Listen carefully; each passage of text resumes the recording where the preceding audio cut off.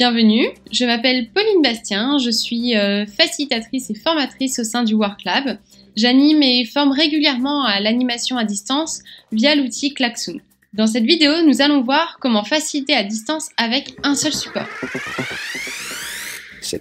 Oui, j'ai bien dit un seul support qui réunit 3 usages pour faciliter un atelier à distance. Le premier, un outil visio avec la fonctionnalité live qui se trouve ici, qui permet de se voir et de parler. Un outil pour présenter du contenu. Et un outil pour travailler ensemble. Mais c'est quoi cet outil? Le board Klaxoon. Le board est une fonctionnalité de tableau blanc qui fait partie de l'outil Klaxoon. Chez WorkLab, ce que l'on aime, c'est que globalement cet outil simplifie la vie des participants et aussi du facilitateur, car nous ne sommes pas tous égaux face aux outils. Voici un exemple d'atelier qui s'appelle Tourne la table, une pratique souvent utilisée au sein du WorkLab qui permet de faire de l'échange entre pairs. Pour le participant, ce qu'on trouve de pratique, c'est la simplicité de connexion. En effet, il suffit de communiquer aux participants ce lien URL ou ce QR code et les participants auront simplement à entrer leur pseudonyme ou email. Ça, c'est que vous pourrez paramétrer en amont de l'atelier lorsque vous créez votre board. Ensuite, une fois la prise en main de l'outil faite, le participant est en autonomie dans l'affichage du board et dans le temps de travail. Pour cela, il faut dès le départ activer le bouton « Déplacer » que vous trouvez ici. Il faut activer le bouton du coup « Déplacer mes idées et celles des autres ». Le curseur qui était gris devient jaune. Ça leur permettra de se déplacer et de créer des post-it. En effet, vous avez aussi les dessins, images et formes. Cela dépend de votre atelier. Pour se déplacer, il y a plusieurs options. Comme vous voyez, j'ai une petite main qui me permet de me déplacer sur le board, de droite à gauche, de gauche à droite, de haut en bas. Ou sinon, vous avez le carré bleu sur le côté qui vous permet encore plus facilement de vous déplacer. Vous avez également le bouton plus et moins qui vous permet de zoomer et dézoomer sur le tableau blanc. Ce qu'on aime, c'est que le participant soit autonome et responsable.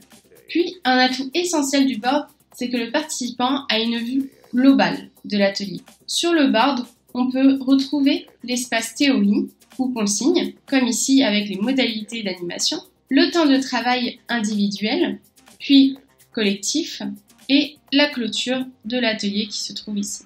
Le board a également des avantages. Avoir la vue globale permet d'appuyer visuellement l'apport théorique ou la pratique. D'ailleurs, il est possible de partager du contenu rapidement et en live. Prenons l'exemple dans ce cas. J'aimerais partager un article sur la pratique Tourne la table. Il me suffit de copier-coller le lien URL et de le partager dans un post-it, comme c'est le cas ici. Vous voyez, j'ai rajouté le lien URL dans un post-it, je l'envoie et le voici. Je vais zoomer et vous retrouvez le lien de l'article. Les participants pourront y accéder en cliquant sur le post-it quand ils le souhaitent. D'autre part, ce qu'on aime bien au sein du WorkLab, c'est de pouvoir synchroniser la vue des participants. En effet, en appuyant sur ce bouton « Synchronisation », qui ressemble à un petit bouton Wi-Fi, quand on appuie, il devient bleu. En appuyant sur ce bouton, tout le monde voit ce que le facilitateur montre.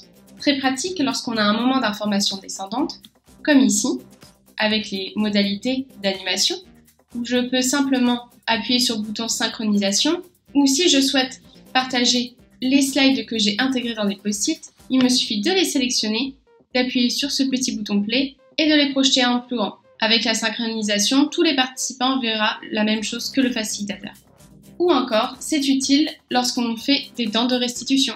Le board permet aussi de s'adapter en temps réel et de capter.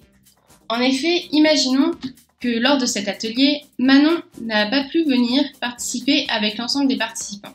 Dans ce cas-là, au lieu de laisser l'espace vide, et pour gagner plus de place pour les autres participants, pour aérer le support, nous pouvons très bien enlever l'espace réservé pour Manon, en sélectionnant l'ensemble des éléments et les supprimant.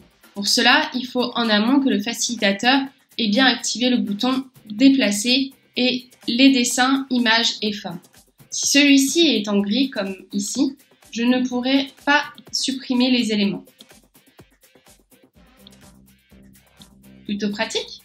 Mais pour les plus visuels ou les plus créatifs, l'atout du board est que c'est une page blanche, illimitée dans sa création. En effet, Si je dézoome au maximum, je vais aller jusqu'à 1%, vous pouvez voir qu'il y a un grand espace blanc où les plus créatifs peuvent laisser leur créativité s'exprimer. L'outil Board permet également de créer des formes, comme ici, ajouter des images, des croquis depuis votre ordinateur. Voilà, j'espère que cette vidéo vous aura plu. Si vous aussi vous utilisez le board, n'hésitez pas à partager avec nous votre avis sur le blog. Merci!